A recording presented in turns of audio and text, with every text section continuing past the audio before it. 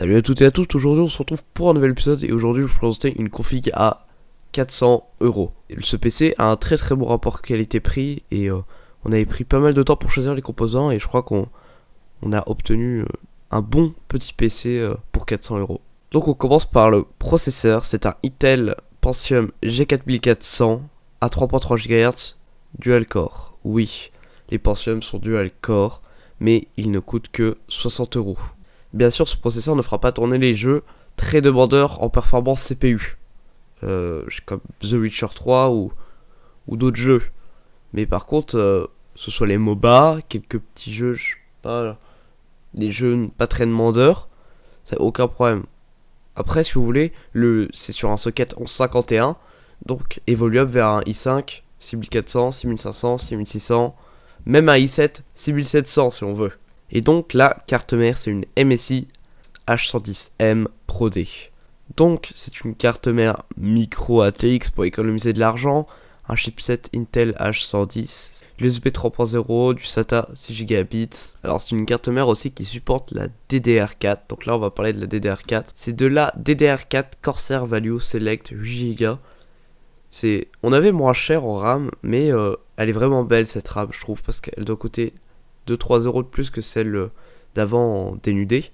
Mais là, il y a un petit truc Corsair dessus. C'est de toute beauté. Et clairement, moi je dis que pour 2-3€, on peut se permettre de rajouter de l'esthétique. Et maintenant, on passe sur la RX 460 de chez Saphir. Donc c'est une très bonne carte graphique pour son prix, elle ne coûte que 108€. Bien sûr il y a la 1050 aussi, mais elle est un peu plus chère et aussi performante, donc ça revient au même. Et comme d'habitude on part sur le Seagate Barracuda 1TB, et donc c'est la base quoi, 52€. Le disque dur 3.5 1TB, 7200 tours par minute, 64 remote cache et SATA 3. Et le boîtier c'est donc un Bitfenix Nova Noir, c'est un boîtier ATX, micro ATX, mini ATX, donc là on a largement la place et c'est vraiment un boîtier, il n'y a pas de fenêtre mais il est beau, d'extérieur il est beau. De toute façon un boîtier pour moi il faut choisir en fonction de ses propres goûts, donc j'ai choisi un boîtier assez sobre en noir avec le petit logo Bitfenix qui fait vraiment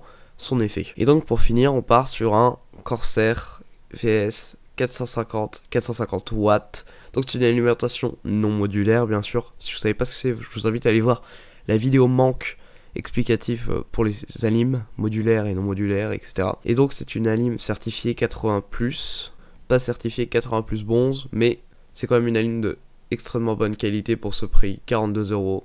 Voilà, donc cette config était faite sans OS, sans écran, sans clavier, sans souris, c'était juste le cœur du PC, c'est-à-dire la tour, si je peux permettre ce mot, pour l'ensemble des composants. Et bien sûr, ce PC est fait pour être monté, hein. C'est pris sans l'option de montage sur Configomatic, donc le lien Configomatic dans la description. J'ai fait ça vite fait par envie. Je voulais vous faire une vidéo 400, un PC à 400€ parce que je sais que tout le monde n'a pas forcément les moyens d'avoir un PC à 600, 800, 1000, etc. Donc j'ai un peu travaillé sur la config pour vous avoir un des meilleurs rapports qualité-prix pour que vous pourrez profiter de certains jeux sans dépenser des centaines, 500€, 600€. Maintenant on va parler des jeux qui tournent sur cette bécane. Alors sur cette bécane, ça va principalement être du MOBA, du Minecraft, du CSGO, quelques gros jeux pas très demandeurs en CPU, parce que c'est quand même un Intel Pentium G4400. Après, comme j'ai dit au début, c'est évoluable.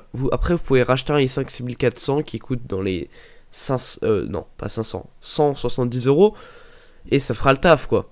Et une fois que vous aurez changé, c'est bon. Là, vous ferez tourner absolument tous les jeux en médium, obligatoirement. J'espère que cet épisode vous aura plu, n'hésitez pas à vous abonner, lâcher un pouce bleu et à partager la vidéo pour toujours plus de vidéos config et de banques et de vidéos tout simplement.